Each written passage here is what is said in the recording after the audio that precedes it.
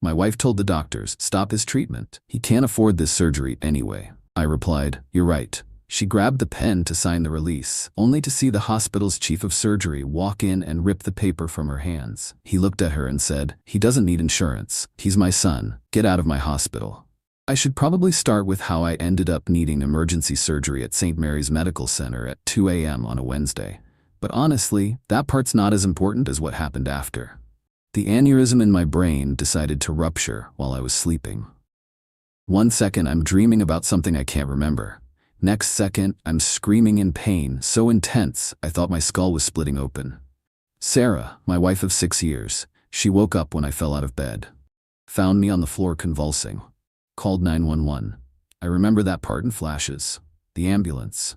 The lights. The EMTs asking me questions I couldn't answer because my brain felt like it was on fire. St. Mary's is where they took me. The best neurosurgery program in the state. Also the most expensive. Also, and I didn't know this until later, where my father worked as chief of surgery. I hadn't spoken to my father in 8 years. But I'm getting ahead of myself. The ER doctor explained it to Sarah while I was barely conscious on the gurney. Ruptured cerebral aneurysm. Needed immediate surgery. Without it, I'd be dead by morning. With it, I had maybe a 70% chance if they operated in the next 2 hours. How much? Sarah asked. That should have been my first clue. Not will he be okay or what are his chances, just how much. The doctor looked uncomfortable. Without insurance, the surgery alone is around $150,000. ICU stay, recovery, follow-up care, you're looking at close to $300,000 total. I heard Sarah's sharp intake of breath even through the pain. See, here's the thing about my insurance situation. I'm a freelance software developer. Make decent money. Around $85,000 a year. But I'd switched to a high-deductible plan 6 months ago to save on premiums. $15,000 deductible. Sarah had been the one who suggested it. Said we needed to cut costs. I'd agreed because we were supposedly saving for a house. We don't have that kind of money, Sarah said to the doctor. We have the health savings account I managed to say through gritted teeth. And the emergency fund. That's not enough. Not even close. The doctor cleared his throat. We need to operate now. We can work out payment plans later. Your husband's life. I need to think about this. The doctor's expression changed, hardened. Ma'am, your husband will die without this surgery, tonight. I understand that, but we have a daughter. We have a mortgage. I can't bankrupt our family. We didn't have a daughter. We'd been trying for years. No luck. I was too out of it to process that lie right then. The pain was too intense. They moved me to a pre-op room, gave me something for the pain that barely touched it. Sarah stood in the corner making phone calls. I heard her talking to someone. Couldn't make out the words. A different doctor came in. Younger? He had forms. Mr. Richardson, I need to go over consent forms with you. The surgery carries significant risks. There's a chance of stroke, paralysis, death. But without surgery, the outcome is certain. You'll die, probably within hours. I tried to nod, couldn't move my head without agony shooting through my skull. Sarah stepped forward. He can't afford this surgery. We can't afford it. Mrs. Richardson, we have financial assistance programs. Stop his treatment. The room went silent except for the beeping monitors. I'm sorry, the doctor said. He can't afford this surgery anyway. Just make him comfortable. We'll sign a DNR. The doctor looked at me. I looked back. And in that moment, in that hospital room with my brain literally bleeding, I made a decision. She's right, I said. Sarah's head whipped toward me. What? You're right. Can't afford it. Don't do the surgery. The young doctor looked between us, clearly uncomfortable. Mr. Richardson, you're essentially choosing death over debt. Guess so. Sarah moved to my bedside, grabbed my hand. Her eyes were shining with tears. Baby, I'm so sorry. I wish there was another way. I looked at her. Really looked at her, and I saw it, relief. She was relieved. Where's the form? She asked the doctor. He reluctantly pulled out a paper. Treatment refusal form. Sarah took the pen, started reading through it quickly. Too quickly, like she couldn't wait to sign it. Her hand was shaking slightly as she found the signature line. Put pen to paper. I closed my eyes. Not from pain this time. From understanding. She wanted me dead. I didn't know why yet. But I knew it with absolute certainty. My wife of 6 years wanted me to die in that hospital. The door burst open. I opened my eyes. A man in a white coat walked in. Older, maybe late 50s. Gray hair, sharp eyes. He saw Sarah with pen touching the signature line. Looked at me. His face changed completely. "What the hell is going on in here?" he demanded, crossing the room in 3 strides. The young doctor straightened up. "Dr. Richardson, I wasn't aware you were on call tonight." Dr. Richardson, my father's name. Sarah looked up, startled. "Who are you?" My father ripped the paper from her hands. She dropped the pen in shock. "I'm the chief of surgery at this hospital, and I'm asking why my patient is signing a treatment refusal form for a ruptured cerebral aneurysm." "Your patient can't afford the surgery," Sarah said. Her voice had an edge now. "We're declining treatment." My father walked over to her, took the form from her hands, looked at my name on it. His face went white. "Marcus?" he said quietly. I hadn't heard my father say my name in 8 years. "Hey, Dad."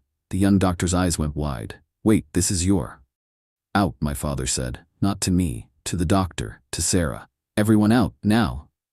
"I'm his wife," Sarah protested. "You can't." My father rounded on her, and I saw something I'd never seen before. Fury, pure controlled fury. "He doesn't need insurance, he's my son. Get out of my hospital." Sarah stood there, stunned. "Now," my father said. His voice was steel. The young doctor left immediately. Sarah stayed frozen. "Mrs. Richardson," my father said, his voice dropping to something cold and dangerous. "Leave this room, leave this floor, and don't come back. Security will escort you out if necessary." "You can't do this. I'm his wife. I have medical power of attorney." "Not anymore. Marcus is conscious and making his own decisions. And as chief of surgery, I'm making a medical determination that your presence is detrimental to my patient's mental well-being and recovery. Leave." Sarah looked at me. I looked back and said nothing. She left. The door closed. My father stood there for a moment. Then he moved to my bedside. "I didn't know you were in the city," he said quietly. "Been here 3 years. You didn't call." "You didn't either." He nodded, pulled up a chair, sat down heavily. "I'm going to fix this," he said. "The aneurysm, I'm doing the surgery myself." "Dad, you don't have to." "Yes, I do, because you're my son. And because I've already lost 8 years. I'm not losing you permanently." The pain in my head was still there, but something else hurt now too, something in my chest. "I'm sorry," I said, "for leaving, for not calling, for..." "We'll talk about all of that after I save your life. Deal?" "Deal." He stood up, started for the door, paused. "Marcus?" "Yeah, your wife. Something's wrong there? The way she talked about the money, the way she wanted you to refuse treatment. That wasn't normal spousal concern. That was something else." "I know. We'll deal with that too. After." He left to prep for surgery. I found out later what happened while I was under. My father assembled his best surgical team. The surgery took 6 hours. At one point my blood pressure dropped so low they almost lost me. My father refused to give up, kept working, brought me back. I woke up 2 days later in ICU. My father was sitting in a chair next to my bed, hadn't shaved, looked exhausted. His shirt was wrinkled, the same one he'd been wearing when he walked into that pre-op room. "Hey," I croaked. His head snapped up. Relief flooded his face so completely that for a second he looked like he might cry. I'd never seen my father cry. Not even at Mom's funeral, which I'd only heard about weeks later through a mutual acquaintance. "Hey yourself, welcome back. Did you sleep here?" "Mostly. When I wasn't checking your vitals every 20 minutes and driving the nurses crazy, they tried to kick me out." I reminded them I'm the chief of surgery. A small smile has its perks. I tried to smile back. My head hurt, but it was different. Surgical pain, recovery pain, not dying pain. "Thank you for everything, the surgery, staying. All of it. You're my son. I'd do it again in a heartbeat, even if you were stubborn as hell and didn't call me for 8 years. The 8 years sat heavy between us. All the missed birthdays, holidays, conversations, life. "About that," he said, but his voice was gentle. "First, you need to know something. About Sarah." I tensed. The monitors must have picked it up because he glanced at them, then back at me. "Nothing to spike your blood pressure over. Yet. She hasn't been to see you. Not once in 2 days. She called once to ask about your status. I told her you were stable. She said okay and hung up. Didn't ask to talk to you. Didn't ask when visiting hours were. Just okay and hung up. That hurt worse than the incision in my skull. 2 days. I'd been unconscious for 2 days, and my wife couldn't be bothered to visit. to sit by my bed like my father, who I hadn't spoken to in 8 years, had done. "There's more," my father continued carefully, watching my face. "Security flagged something. She tried to access your medical records remotely. Tried to find out if you'd updated your life insurance beneficiary information. The hospital system logged the attempt. She used your login credentials from some old hospital visit. We denied access, obviously. But Marcus, why would she be checking your life insurance while you were in ICU recovering from brain surgery?" I knew why. In the fog of pain and medication, I knew exactly why. I have a policy through my professional association. $500,000. She's the beneficiary. We set it up when we got married. My father's jaw tightened. "She wanted you to die." Yeah. I figured that out when she tried to get me to refuse treatment. "We need to prove it." "How?" "Leave that to me. You focus on getting better. I'm going to focus on making sure your wife faces consequences." Over the next week, while I recovered in the hospital, my father did 2 things. First, he made sure I got the absolute best care possible. Came in every morning, checked my progress, adjusted medications, consulted with the neurology team. He was my doctor, but more than that, he was my father. And for the first time in 8 years, I felt like I had family again. Second, he hired a private investigator. The investigator's report came back on day 9 of my hospital stay. My father brought it to me in person. "You need to be sitting down for this." "I'm in a hospital bed. I'm already down. Smart ass, just like your mother." He handed me the folder. I opened it. Sarah had been having an affair for 18 months. With my business partner, Derek. They'd been planning this for 6 months. Waiting for the right moment. The moment came when I switched to the high-deductible insurance plan, a switch Sarah had suggested and I'd stupidly agreed to. The plan was simple. Wait for a medical emergency. Any medical emergency. Convince me to refuse treatment. I die. She gets the life insurance. She and Derek split the money and start a new life together. The PI had emails, text messages, photos of them together at hotels, plans they'd made, houses they'd looked at, even a conversation about what they'd do with the money. I read it all, didn't say anything for a long time. "Marcus," my father said gently, "I need you to do something for me. Anything. Don't tell her I'm going to be okay. Don't tell her the surgery was successful. Let her think I'm still critical, that I might not make it." My father's eyes sharpened. "What are you thinking?" "I'm thinking she needs to believe she almost got away with it, right up until the moment she realizes she didn't. I like the way you think. What else?" "Can you get me a lawyer? A really good one?" "I know several." The lawyer's name was Patricia Chen. She was expensive, ruthless, and brilliant. My father paid her retainer before I could argue. "Consider it 8 years of missed birthday presents," he said. Patricia heard my story. Read the investigator's report. Her expression never changed. "We can do attempted murder, medical neglect, fraud regarding the life insurance, possibly conspiracy with Derek if we can prove he knew about the plan." "I don't want her in jail." Patricia raised an eyebrow. "You want to go easier on her?" "No. I want to destroy her financially and socially, make her wish she'd gone to jail instead." "Now you're speaking my language." "Here's what we did. First I recovered. 3 weeks in the hospital total. My father discharged me to a rehabilitation center where I did physical therapy. Needed to regain full motor control. The surgery had been a success, but recovery was slow. During this time, Sarah called once a week, asked how I was doing. I kept my answers brief. Hanging in there. Still recovering. Never gave her details. My father, when she called the hospital, would give vague updates. "He's stable. We're monitoring him closely." Let her believe I was still in danger. Meanwhile, Patricia was working. She filed for divorce on my behalf. Had Sarah served at work in front of Derek, that was intentional. She also filed a civil suit against Sarah for attempted fraud and financial damages. That got Sarah's lawyer involved immediately. Then came the depositions. Patricia deposed Sarah, asked her very specific questions about that night in the hospital, about her phone calls, about her relationship with Derek. Sarah lied. Under oath, said she'd been trying to protect our financial future, said she'd never wanted me to die, said she'd been making the tough choices because I wasn't capable. Patricia let her talk, let her commit to her lies. Then Patricia introduced the evidence, the PI report, the emails, the text messages, the photos. Sarah's lawyer went pale. Patricia asked one more question. Mrs. Richardson, do you still maintain you were acting in your husband's best interests when you attempted to deny him life-saving medical treatment? Sarah couldn't answer. The divorce went through in 4 months. I got the house. She got nothing. The prenup we'd signed, at her insistence ironically, protected my business assets. Since she'd committed adultery, proven by the PI report, she wasn't entitled to alimony. The civil suit settled. Sarah agreed to pay $50,000 in damages, sign away any rights to my life insurance, and accept full responsibility for her actions in a written statement. But here's the thing about going nuclear. You don't stop at legal victories. Derek was my business partner. We ran a software development firm together, equal partners.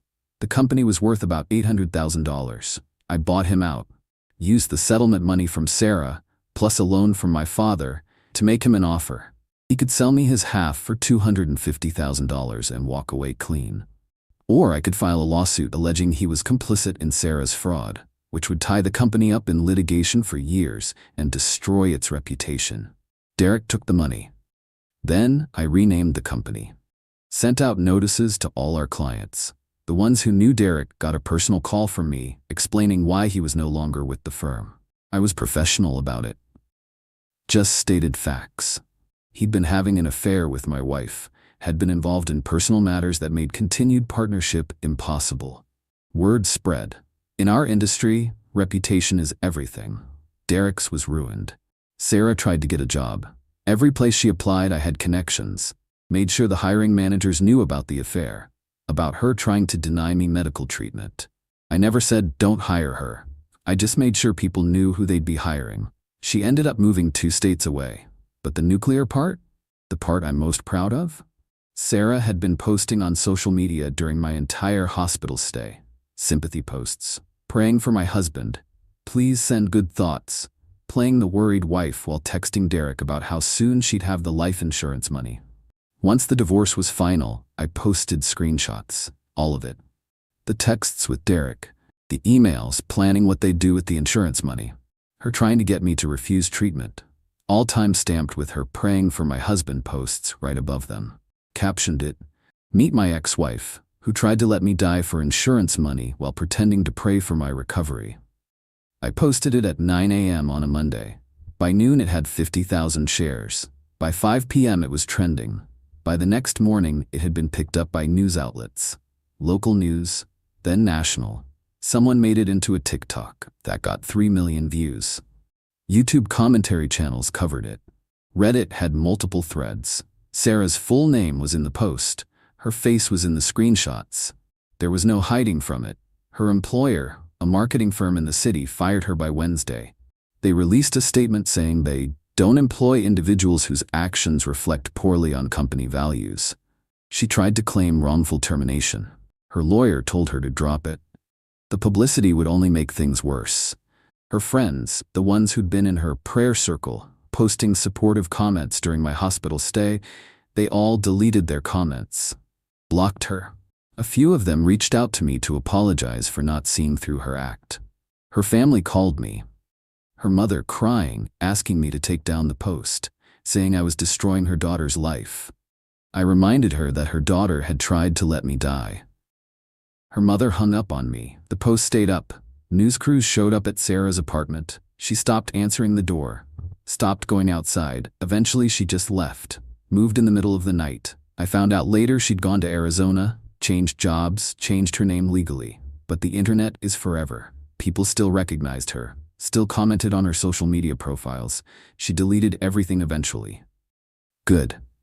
That was 6 months ago. I'm fully recovered now. No lasting damage from the surgery. My father says it's a miracle. I think it's just good surgical skills. He says I'm a smart ass. I say I learned from the best. My father and I have dinner every Sunday now, sometimes at his place, sometimes at mine. We talk about everything. Work. Life. Mom, she passed away while we were estranged, and that's a wound that'll never fully heal. Brain cancer. She went from diagnosis to gone in 4 months. I found out 3 weeks after her funeral. One of her friends from church tracked me down, thought I should know. I'd driven to the cemetery alone, stood at her grave, cried for the first time in years. My father and I never talked about why I hadn't been there, why I hadn't known she was sick. But it sat between us at those early Sunday night dinners, like a third person at the table.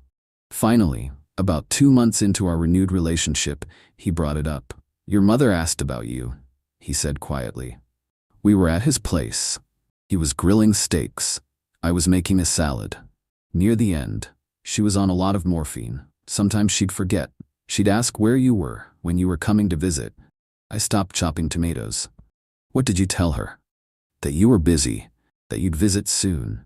I didn't have the heart to tell her we weren't speaking, that I didn't even have your current phone number. "I'm sorry, I should have." "Let me finish." He flipped the steaks. Didn't look at me.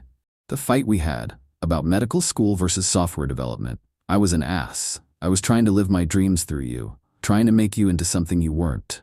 Your mother told me that. Many times. I didn't listen, and I lost 8 years with my son because of my pride. I left. I could have called, could have come back. Pride goes both ways. It does.